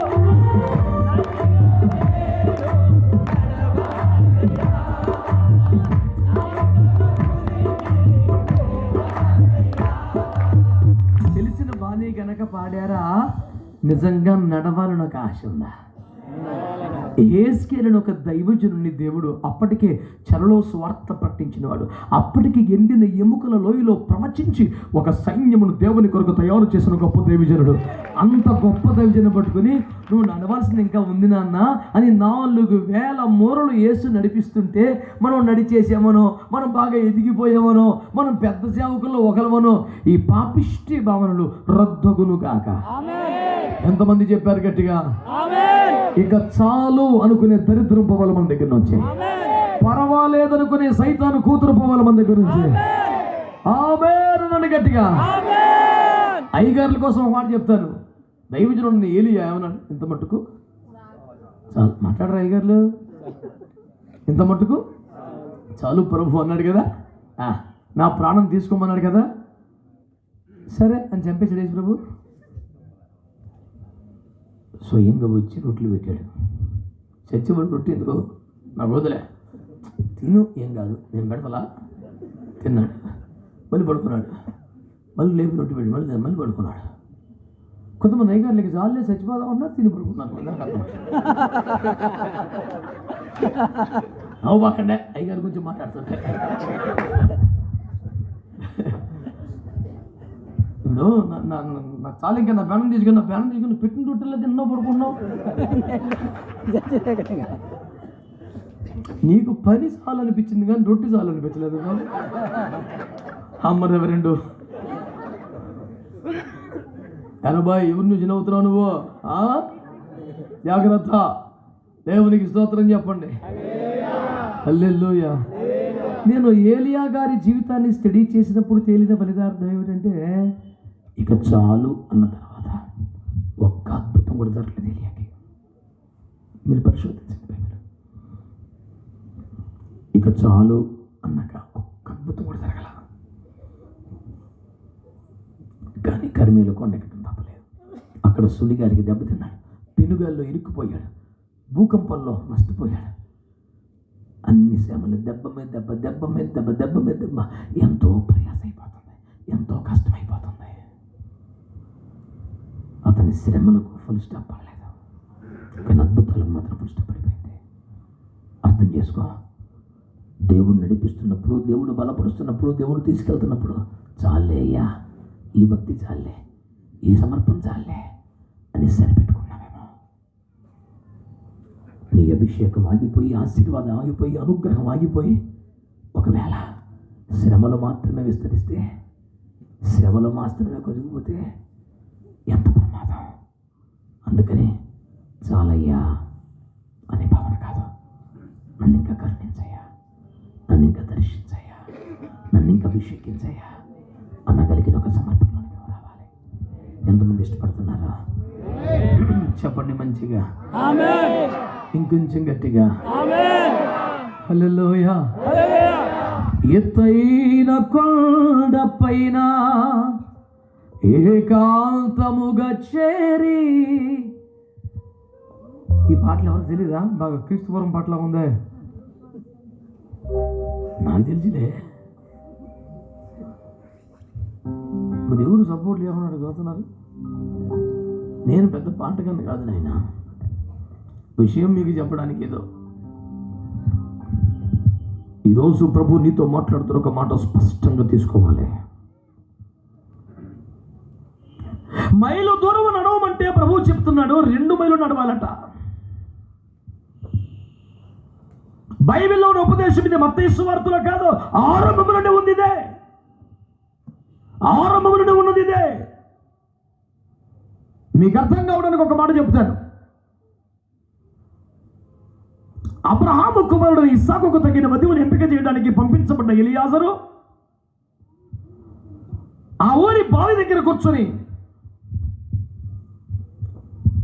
ఈ ఊరి కన్యలలో ఎవరైనా ఇక్కడికి వచ్చి తమ కడవలలో నీరు తీసుకుని పోవాలనుకున్నప్పుడు, అమ్మా నాకు కొంచెం దాహానికి నీరు ఇస్తావా అని అడుగుతాను. అప్పుడు ఆమె, నీకే కదయ్యా, నీ ఒంటెలకు కూడా ఇస్తాను అని ముందుకొచ్చి ఎవరైతే ఒంటెలకు కూడా దప్పిక తీరుస్తారో వారినే నా యజమానుడి కుమారుడికి నా దేవుడు ఏర్పాటు చేసిన వధువు అనుకుంటానన్నాడు. శ్రద్ధగా ఆలకించండి ఒక మాట. ఇస్సాకుకు తగిన వధువుగా ఎవరున్నారని నిశ్చయించుకున్నాడు అంటే, అమ్మా నాకు కాస్త దాహం తీరుస్తావా నేను అడిగితే, మీకే కాదయ్యా మీ ఒంటెలకు కూడా దాహం తీరుస్తాను అనాలి. అలా అయితే నేను సెలెక్ట్ చేస్తాను అన్నాడు. నేనంటాను, మరి ఆ మాటే చెప్పొచ్చుగా, అమ్మా నాకును నా ఒంటెలకు నువ్వు దాహం తీరుస్తావా తల్లి అని అడగచ్చుగా. అలా ఆశిస్తాడట, కానీ అడగడట. అమ్మా నాకు కొంచెం దాహంగా ఉంది, నిలిపోస్తావా అని అడిగి ఒంటెలు మాత్రం నీళ్ళ గాడి దగ్గర మోకరింపజేస్తాడట. ఆ నీళ్ళ గాడి దగ్గర మోకరించిన ఒంటెలను చూసి నేను ఆదికాండం 24వ అధ్యాయం 14లో మాట్లాడుతున్నాను. మీరు ఎక్కువ శ్రమ పడకూడదని చెప్పాను. బిడ్డలారా, ఆ నీళ్ళ గాడి దగ్గర మోకరింపజేసిన ఒంటెలను చూసి, అరే పాపం వాటికి ఎంత దాహమైందో, అందుకే నీళ్ళ గాడి దగ్గర మోకరించి మరి ఉన్నాయి అయ్యో అని అర్థం చేసుకుని తానే స్వచ్ఛందంగా ఆ ఒంటెలకు కూడా దాహం తీరిస్తే నేను ఈమె కరెక్ట్ అని ఇస్సాకుకు భార్యగా సెలెక్ట్ చేసేస్తాను. నేను అడిగాను ఒక రోజున ప్రార్థనలో, ఏమంటే ఎలియాజర్ గారు, మిమ్మల్ని మా ఊళ్ళందరూ పరిశుద్ధాత్మకు సాదృశ్యంగా పోలుస్తున్నారు, మీరేంటి కనీసం ఊర్లో వెళ్ళకుండా అమ్మగా ఏంటో, అమ్మాయి గొడవ ఏంటో, గోత్రం ఏంటో, 7 గోత్రాలు 7 తరాలు చూడకుండా ఏమి లేక బైకర్ కూర్చొని వచ్చిన పిల్లల్ని సెలెక్ట్ చేసి పట్టుకుపోతున్నావు. ఊర్లోకి వెళ్తే ఇంకా ఉత్తములు దొరుకుతారు కదా, మంచి వారు దొరుకుతారు కదా, అందకత్తలు దొరుకుతారు కదా, డబ్బున్న వారు దొరుకుతారు కదా, గొడవ ఏంటో గోత్రం ఏంటో చూడకుండా రోడ్డు మీద సెలక్షన్ ఏమిటాయా అని అడిగాను. అందుకని అన్నాడు, రే నిజమే, బావి దగ్గరకు వచ్చిన వారి కంటే అందగత్తెల ఊర్లో ఉండవచ్చు, సంపన్నులు ఉండవచ్చు, కానీ ఇది సాయంకాలం అనండి గట్టిగా. సాయంకాలం అంటే మత్తయి సువార్త 20:8 ప్రకారం, మార్కు సువార్త 15:42-43 ప్రకారం. స్తోత్రం చెప్పండి గట్టిగా. హల్లెలూయా. సాయంకాలం అంటే ఆదికాండం 24:63 ప్రకారం యేసు క్రీస్తు రెండవ రాకడ గడియలని వాక్యం తేటగా తెలియపరుస్తుంది. మంచి కొట్టుగడ్డి ఒకసారి. ఇది సాయంకాలము గనుక, ఇది రాకడ దినము గనుక సింపుల్ చూసుకోండి, పగలున్నంత వరకే పని చేయవలను, రాత్రి వచ్చుచున్నది, అప్పుడు ఎవడునూ పని చేయకూడదు అని ప్రభువారు యోహాను 9లో చెప్పారు. ఇప్పుడు పగలు అనే కాలావధిలో చివరి ఘట్టం ఏమిటి? సాయంత్రమే. పగలు అనే కాల పట్టికలో చివరి ఘట్టం ఏమిటి? ఇక సాయంకాలం తర్వాత ఏమొస్తుంది? అప్పుడు ఎవరు ఏ పని కూడా, అంటే చేయవలసింది ఏమన్నా మిగిలి ఉంటే, చేయాల్సింది ఏమన్నా ఉంటే, ప్రభు నీతో మాట్లాడుతుంటే, ప్రేరేపిస్తూ ఉంటే, రాత్రి కాకముందే, చీకటి పడకముందే, సాయంకాలం ఉండగానే, యేసు రాకడ సంభవించకముందే ఈ చివరి గడియలోనే చేసేయాలన్నమాట. అందుకనే సాయంకాలం అయినప్పుడు ఇస్సాకు పొలములో ధ్యానిస్తున్నాడు. సాయంకాలం అయినప్పుడు యజమానుడు తన తోటలో పనిచేసే వారికి జీతాలు ఇస్తున్నాడు. పొలములో పనిచేస్తున్న వారికి జీతములు ఇచ్చే కాలం పేరు సాయంకాలం. పొలం అంటే సంఘం, సేవకులు, పనివారంటే సేవకులు. సేవకుల కష్టానికి జీతం వచ్చే ఒక రోజు ఉంది, అది యేసయ్య రెండవ రాకడ మాత్రమే. ప్రకటన 22:12 ప్రకారం వాని క్రియలకు తగిన జీతమున బట్ట పట్టుకొని వస్తున్నారు. కాబట్టి సాయంకాలం అంటే రాకడ గడియ. మరి సాయంకాలం అయినప్పుడు ఇంకా నా మంచం, నా కంచం అనకుండా, సుఖమును తిండిని అన్ని వదిలిపెట్టి, తనకే కాదు తన ఇంటి వారి అవసరములు తీర్చుటకు బాధ్యత కలిగి, భారము కలిగి, కడవ ఎత్తుకొని లోతైన బావిలోకి దిగి భారముతో పైకొచ్చుటకు సమర్పణ కలిగి, అన్ని వదిలిపెట్టి పరిగెత్తుకొని వచ్చుచున్న దప్పిక కలిగిన వారు, దాకము కలిగిన వారు, భారము కలిగిన వారు, బాధ్యత కలిగిన వారు, లోతైన అనుభవానికి వెళ్ళుటకు ఇష్టపడుతున్న వారినే సెలక్షన్స్లో ఉంచుతాడు. ఇంతకన్నా అందగత్తలు ఊర్లో 1,000,000 మంది ఉన్నారు. Not even probables list. యాక్చువల్గా మా అమ్మాయి చాలా తెలివైంది. అమ్మాయి టెస్ట్ రాసిందా? నీట్ రాసిందా? రాయలేదా? రాయలేదనే కానీ చాలా తెలివైందండి. ఇంటికి వెళ్ళి ప్రార్థన చేసుకో. ప్రాబబుల్స్ లిస్ట్లో కూడా లేదు. ఫస్ట్ లిస్ట్లోనే పేరు లేదు రా భయ్, లాస్ట్ లిస్ట్ దగ్గర అడుగుతావు నువ్వు.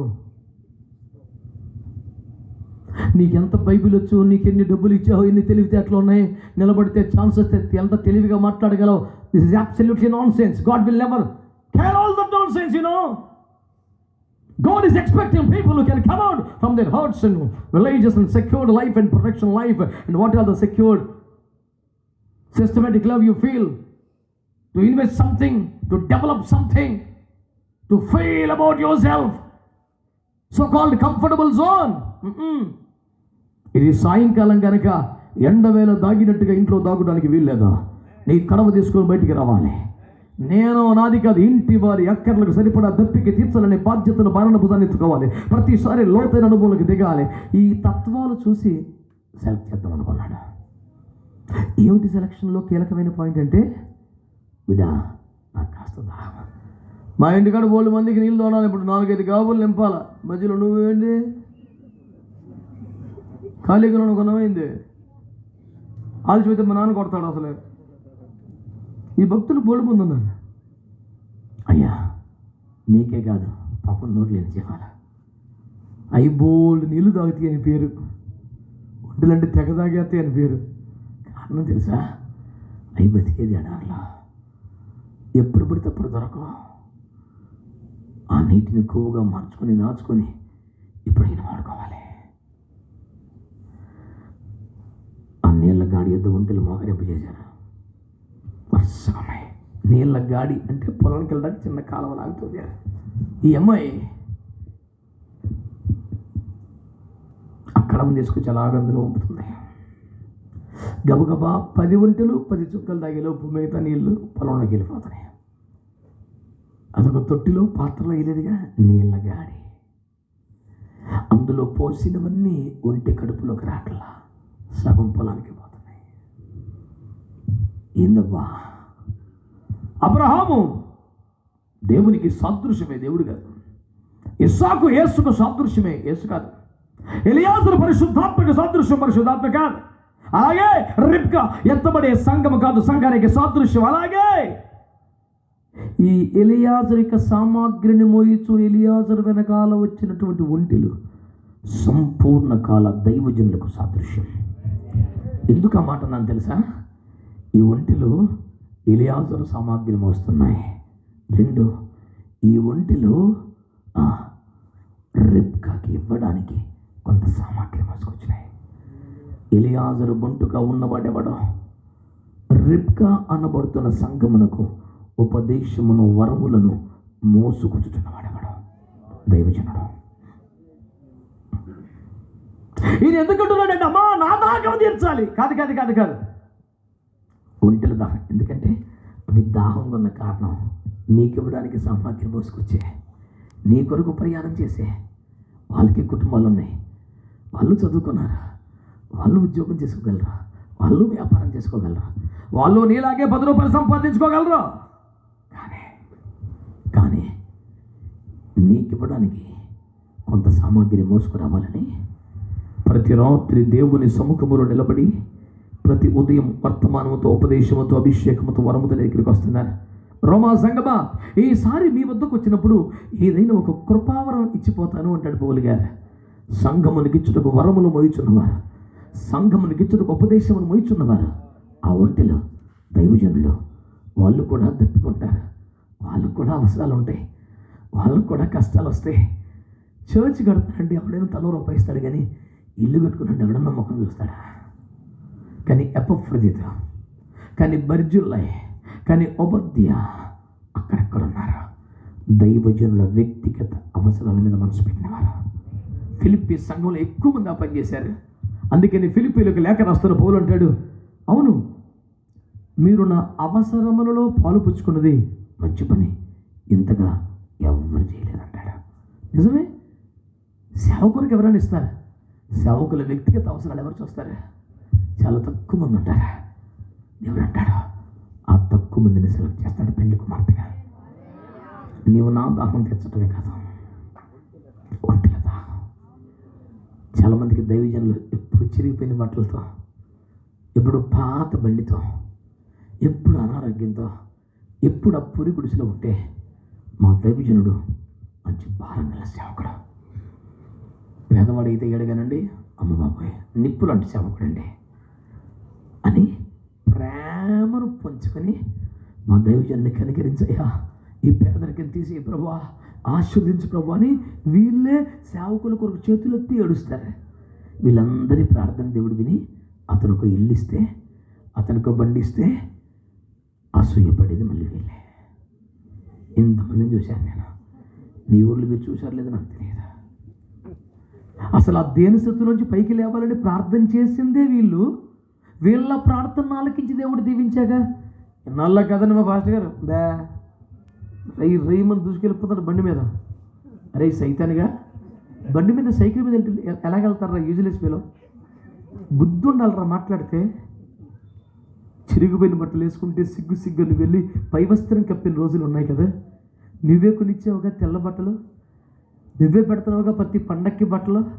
మరి అవి వేసుకుంటూ మొఖం మీదకు మారుతుందిరా సైతానిక బేట. ఏ జ్ఞానం ఎటుపోయింది నీకు? రోజున ఒంటెల దప్పిక తీర్చుచున్నటువంటి బిడ్డలు పెళ్లి కుమార్తెగా ఎంపిక చేయబడుతున్నారు. నిన్ను అడిగినది నా దాహం తీర్చుని, కానీ ఆశించుచున్నది ఒంటెల దాహం కూడా తీర్చాలి. Always extra. నిన్ను అడిగినదే దేవుడు చేయలేకపోతే, నువ్వు చెప్పిందే నువ్వు చేయలేకపోతే ఇంకా ఎక్స్ట్రా ఎప్పుడు చేస్తావు? రాజునకు అల్లుడు కూడా చిన్న సంగతి అనుకునుచున్నావా? దావీదు వెళ్ళి 100 మంది ఫిలిస్తీ సర్దారుల ముందు కోసుకుంటారా, అప్పుడు చూద్దాం.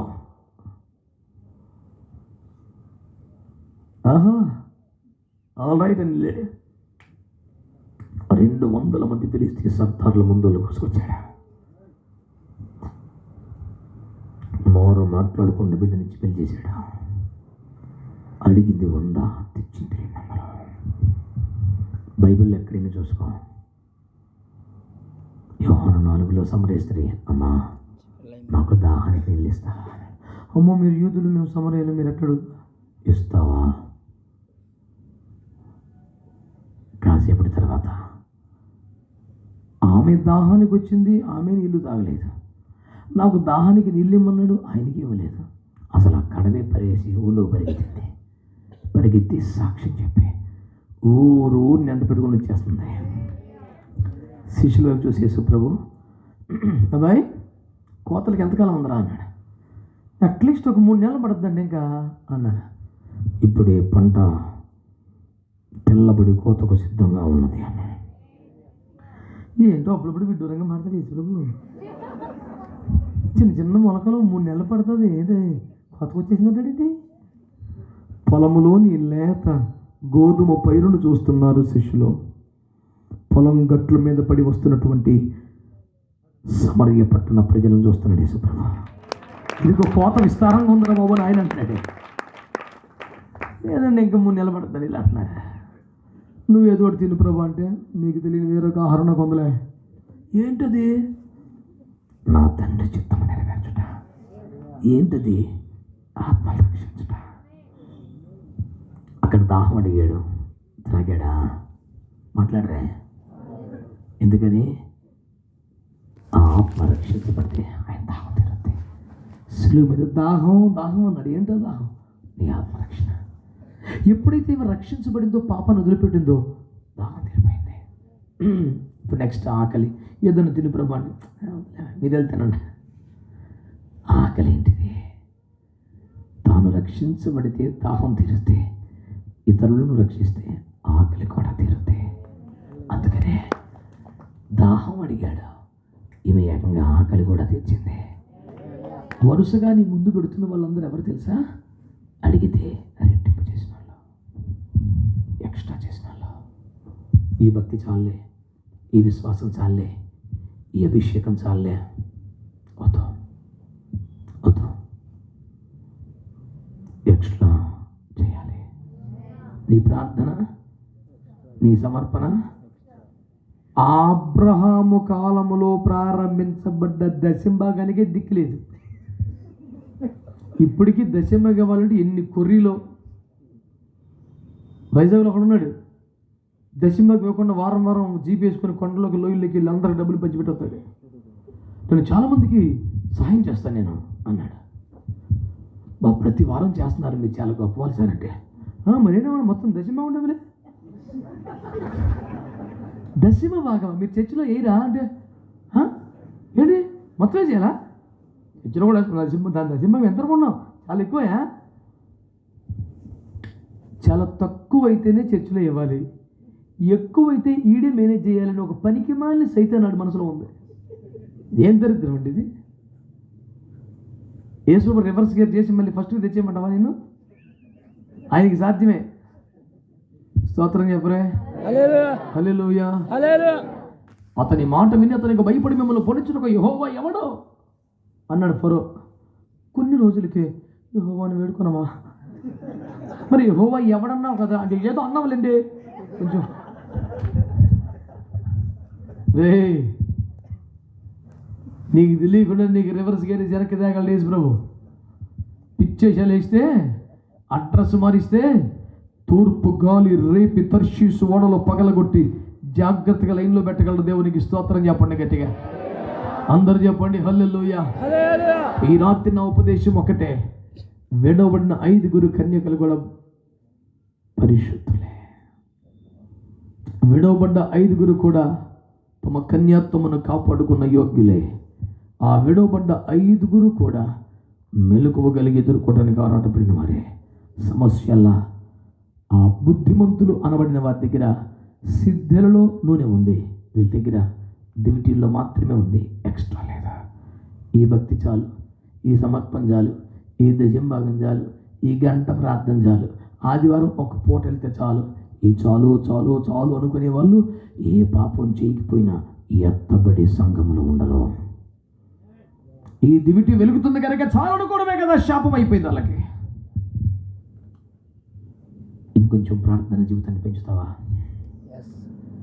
ఇంకా దశమ భాగం దగ్గర, దశమ భాగం ఎప్పుడు గలతీ పత్రిక 4వ అధ్యాయం ప్రకారం 2వ అధ్యాయం 3వ అధ్యాయంలో చెప్తాడు. ధర్మశాస్త్రం మనకి బాలశిక్షకుడు. బాలశిక్షకుడు అంటే ఎలిమెంటరీ స్కూల్ టీచర్. అది ఎలిమెంటరీ స్కూల్ ఫీజు. అది నూతన నిబంధనలో నీ జీవనం అంతయు సేవకి ఇవ్వాలని ఉంది కదా. వర్ధిల్లు కొలది పెంచుకుంటూ పోవాలి కదా. నీ తిండికి మాత్రమే సంపాదించుకునే రోజుల్లోనే దశభాగం ఇచ్చేవాడివి. ఇప్పుడు 1000 మందికి పెట్టగలిగిన స్థాయిలోకి వచ్చి కూడా దశభాగమేనా? కోల్గేట్ అనే పేరు అన్నారా? అదొక వ్యక్తి పేరు. చాలా మంచి భక్తుడు. ఆయన ఒక అనాథట. చిన్న పిల్లవాడు ఉన్నప్పుడు ఒక వ్యక్తి పిలిచి ఆకలికి అడుక్కుంటుంటే, అరే ఈ పళ్ళపొడి ఊరందమ్ముకు వస్తే నీకు 10 పైసలు ఇస్తా, కానీ అందులో 1 పైసా చర్చకి ఇవ్వాలి అంటేనే ఇస్తానంటే వాడికి ఆ 9 పైసలు అవసరం కనుక ఇచ్చాడు. కొన్ని రోజులకి 20 పైసలు చేశాడు. దేవుడికి ఇస్తుంటే ఆశీర్వాదాలు వస్తాయి అన్న సంగతి అర్థమవుతుంది. మెల్లిగా ఆ ముసలోడు చచ్చిపోయాడు. ఈ పిల్లోడే పళ్ళపొడికి ఓనర్ అయ్యాడు. వాడి పేరే కోల్గేట్. పెరిగాడు. ఈరోజు అతను సేవకి ఇస్తున్నట్టు తెలుసా? 90%. ఆ 10% కోట్లు కొద్ది రాయల్టీ అవుతుందట. 90% ఆఫ్రికా నేషన్స్లో, ఏషియన్ కంట్రీస్లో, ఎన్నో పేద దేశాల్లో సేవ ఆ చర్చ ద్వారా ఇతడిస్తున్న 90% ద్వారా జరుగుతుంది. మా తొలి యవన కాయంలో ఈ సాక్ష్యం మేము విన్నాం, నేను మా అన్నయ్య. అయితే అన్నయ్య మనం కూడా ఇవ్వాలి. అందరిలాగా మనం 10% కాదు. మా చిన్నప్పుడే మా అమ్మ నాన్న మాకు 20% నేర్పారు. 10 రూపీస్ పాకెట్ మనీ ఇస్తే వీళ్ళు దశభాగం వేసిరని ఇప్పుడే ఇచ్చు. మరి ఇవ్వగానే వేయాలి. 1 వారం రోజులు తిండి కింద పెట్టుకున్న తర్వాత కదా రూపాయి ఇస్తే మిగతా డబ్బులు ఏంటి 9. దశభాగం ఎవరిదిరా? దేవుడిది. దేవుడికి ఇచ్చాము, నువ్వేమి ఇవ్వా అని మా డాడీ. ఇంకో రూపాయి ఇస్తే వెరీ గుడ్ నాన్న. చిన్నప్పటి నుంచి 10 రూపాయలు ఎత్తి 2 రూపాయలు వేసేదాకా మా డాడీ ఒప్పుకున్నాడు కదా. అట్ట అలవాటు చేశాడు. చిన్నప్పుడు 20% అలవాటు అయిపోయింది వేసి రక్తం ఇచ్చే. నేను మా అన్నయ్య దేవుని కృపలో మీకోసం చెప్తున్నాను సాక్ష్యంగా, ఏనాడో 50% దాటేసాం. మా టార్గెట్ 90%. నిజంగానే ఆ 50% ఇచ్చేసిన తర్వాత కూడా ఆ మిగిలింది మాకు సమృద్ధిగా ఉంటుంది. ఎన్నో సేవలు చేయగలుగుతున్నాం. ఇంకా ఎంతో ఉన్నతంగా ప్రభువుల ఆర్థికంగా కూడా పైన పెట్టాడు. దేవునికి స్తోత్రం చెప్పండి. హల్లెలూయా. నేను ఇప్పుడు ఇలాంటి సాధారణ వస్త్రాలు వేసుకుంటాను కనుక బాంబే తెలుగు చర్చకి వెళ్తే ఒక read and tellers suit cloth పట్టుకొచ్చి ఒక ఆయన ఇచ్చాడు. పాస్టర్జీ ఎలీజే, ఎందుకంటే మీలాంటి గొప్ప దైవజనుడు ఇలాంటి అమాయకుని గొడ్డలు వేసుకున్న కడుపు తొరుకుపోతుంది, ఈ సూట్ వేసుకో. ఇంత మంచిగా వాడబడుతున్న సేవకుడికి ఇంత పేద వస్త్రం ఏంటని బాధ. వాడి దృష్టి ఏంటంటే నేను ఆర్థికంగా నలిగిపోయి చీతికిపోయి కష్టాల్లో బాధల్లో ఉన్నాను కాబట్టి సూటు కొనుక్కునే సీన్ లేక తీసుకుని తిరుగుతాను. ఎప్పుడు ఎవరికి చూపించాను వాడికి షార్ట్ తీసుకెళ్ళి నా బ్యాలెన్స్ చూపించాను. అడిగి ఇట్లా సరే పైసా అప్కా పాస్, లేకపోతే దాన్ని దరిద్రం అంటారు, ఉన్నా తగ్గించుకుంటే దాన్ని ఉపేక్ష అంటారు. ఇది దరిద్రుడు కాదు, ఉపేక్షలో ఉన్నటువంటి దేవుని సేవకుడు. దేవునికి స్తోత్రం చెప్పండి. చెప్పాలి గట్టిగా, అందరు చెప్పండి బిడ్డలారా.